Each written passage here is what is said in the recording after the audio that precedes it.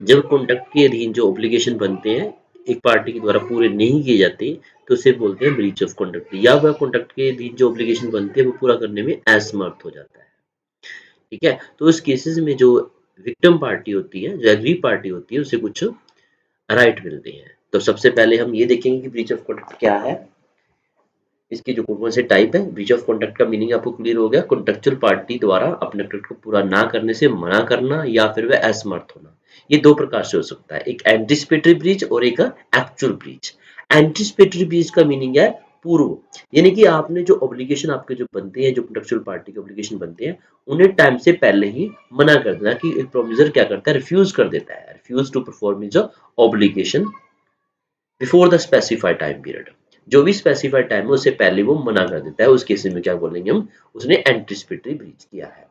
तो यहाँ पर एग्री पार्टी को कुछ राइट होते हैं, वो कौन कौन से राइट है वो हम डिस्कस करेंगे। वो एक तो कॉन्ट्रैक्ट को वाइड मान सकता है, ठीक है, उसी समय वाइड मान सकता है, और फ्यूचर या फिर वो वेट कर सकता है। अब इसके बाद आता है एक्चुअल ब्रीच। एक्चुअल ब्रीच का मीनिंग क्या होता है, जब वो कॉन्ट्रैक्ट का टाइम आ चुका है, जब उसे पूरा करना है, तो उस समय पार्टी वो मना कर देती है, तो उस केस में क्या बोलेंगे हम, एक्चुअल ब्रीच हो गया। यहाँ पर भी एग्री पार्टी को राइट है, वो जिस पार्टी ने फॉल्ट किया है उसके वो रेमेडी मांग सकता है, उस रेमेडी की वो डिमांड कर सकता है। तो यहाँ पर कौन कौन सी रेमेडी है वो भी हम डिस्कस करने जा रहे हैं। रेमेडी का मीनिंग होता है सोल्यूशन।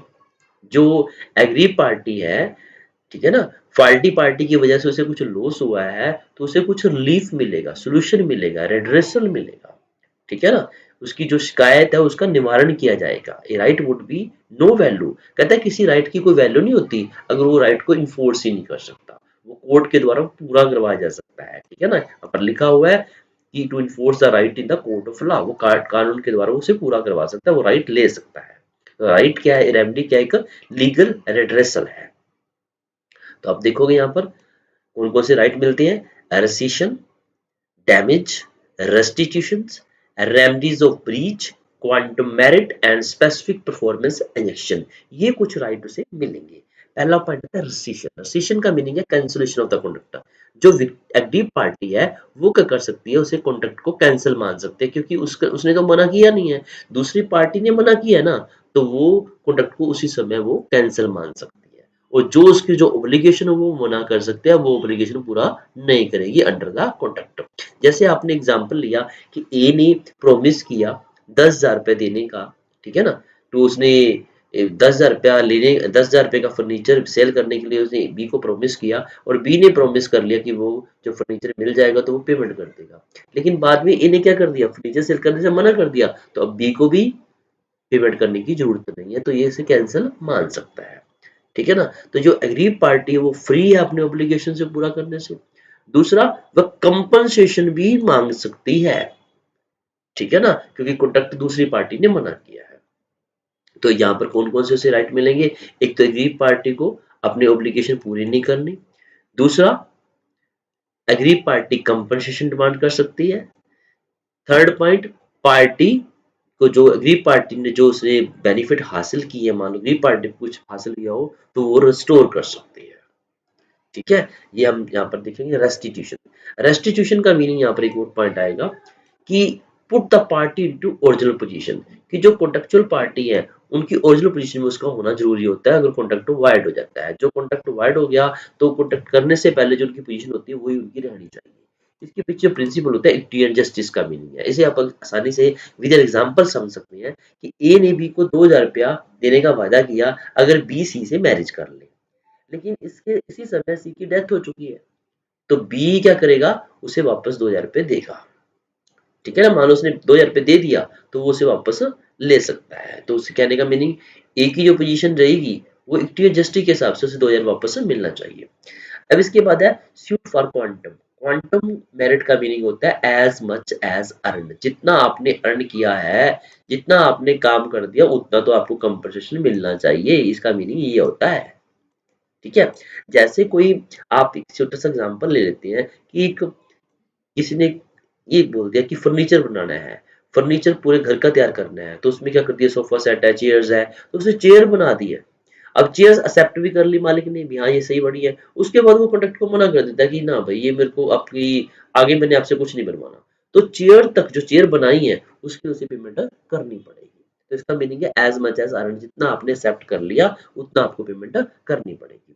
ये उसी केसेस में होता है जब आपने उसे एक्सेप्ट कर लिया हो, ठीक है, और कॉन्ट्रैक्ट बाद में वाइड हो गया। और कॉन्ट्रैक्ट दूसरा पॉइंट होता है कॉन्ट्रैक्ट है उसे आप डिवाइड कर सकते हो, ठीक है ना। ऐसा नहीं है कि अगर आप डिवाइड ही नहीं कर सकते कॉन्ट्रैक्ट को, यानी कि उसके पार्ट बन सकते हैं तो ठीक है।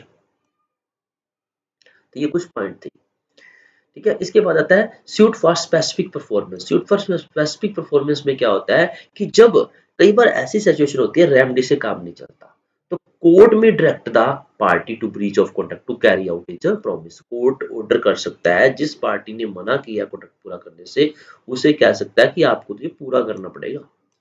तो ये बोलते हैं specific performance of the contractor. ये कोर्ट डिसाइड करेगा, ठीक है ना। ये कोर्ट की डिस्क्रिशनरी होती है, उसकी अपनी अपने विवेक पे डिपेंड करेगा उसे करना चाहिए या नहीं करना चाहिए।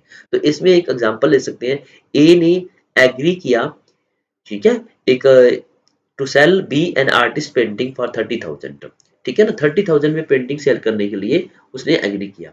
Letter on he refuse to sell it, ठीक है ना। बाद में उसने क्या कर दिया, ऐसे रिफ्यूज कर दिया कि मैं तो आपको सेल नहीं करूंगा। तो बी ए पर स्पेसिफिक परफॉर्मेंस के लिए कर सकता है कि वो पेंटिंग आपको मुझे देनी पड़ेगी।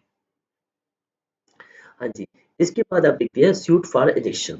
87 सेक्शन बताता है कि स्टे ऑर्डर, इजेक्शन का मीनिंग होता है स्टे ऑर्डर, कि जो पोजीशन बनी हुई वैसी रहनी चाहिए। पर्टिकुलर एक्ट कोर्ट क्या कर सकता है, कोई भी एक्ट करने से, कोई भी काम करने से मना कर सकता है। मान लो कॉन्ट्रैक्ट के अधीन कुछ पार्टी ने अपना ऑब्लिगेशन बनता है कि वैसा नहीं करेगा, लेकिन उसने वो करने लगा, वो करने जा रहा है, तो उस केस में कोर्ट उसे मना कर सकता है।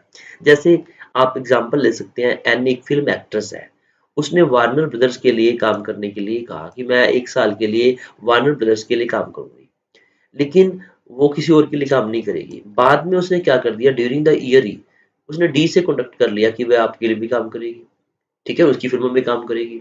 तो ये कोर्ट ने ऑर्डर किया कि डी सी एन जो है ऐसा नहीं कर सकती, क्योंकि उसने पहले वार्नर ब्रदर्स से ऐसा कॉन्ट्रैक्ट कर चुकी है ऑलरेडी, ठीक है ना। तो सूट फॉर इंजेक्शन का मीनिंग होता है उसे कोर्ट के द्वारा कुछ मना करवाया जाता है कि आप ये आप ना कर सको। उसके बाद है सूट फॉर डैमेज।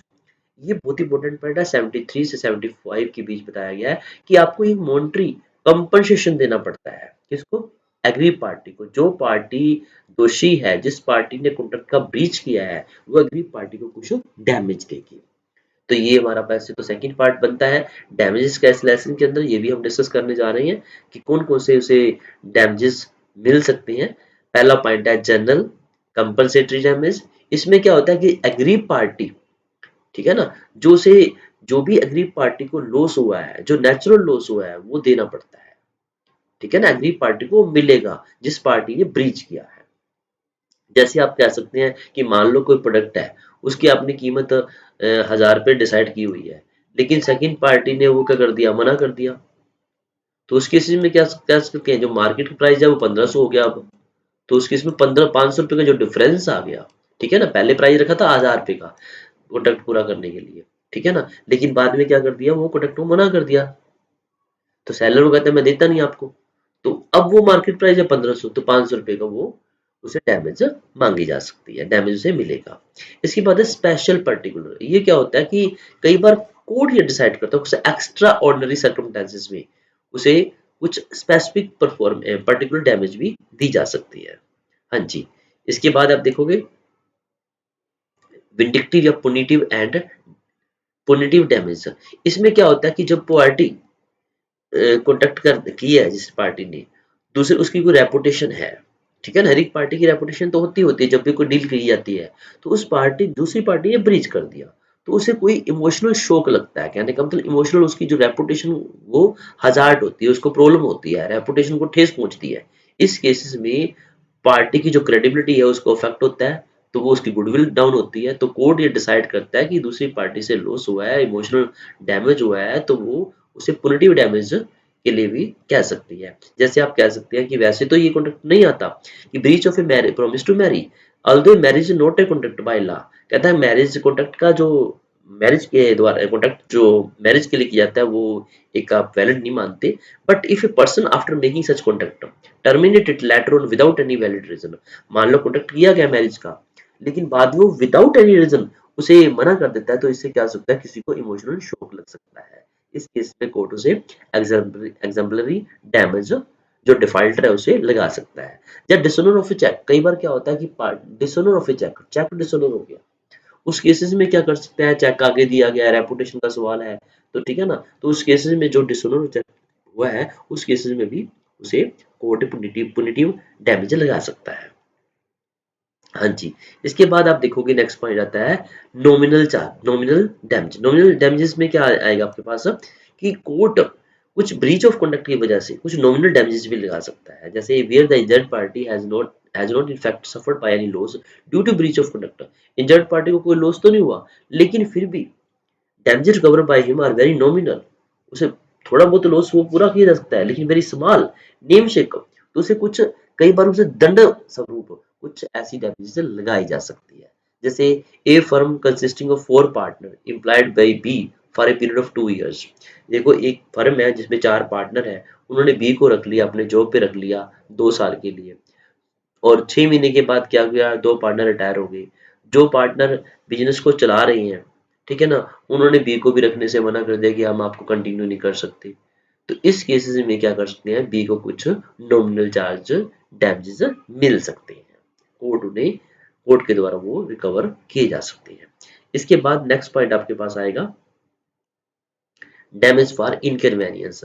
कई बार क्या होता है कि जिस पार्टी ने ब्रीच किया है उस केसेस में भी क्या हो सकता है कि दूसरी पार्टी को कोई फिजिकल डिस्कम्फर्ट हो, या फिर आप कह सकते हैं कुछ उसे इनकन्वीनियंस का सामना करना पड़ रहा है, तो उस केस में पार्टी को कुछ ना कुछ कंपनसेशन के रूप में दिया जा सकता है। ये पॉइंट आपको डैमेजेस के रूप में मिले हैं। ब्रीच ऑफ कॉन्ट्रैक्ट में आपको मैं समरी रूप में ये बताऊं कि जो पार्टी मना करती है कॉन्ट्रैक्ट करने से, तो एक पार्टी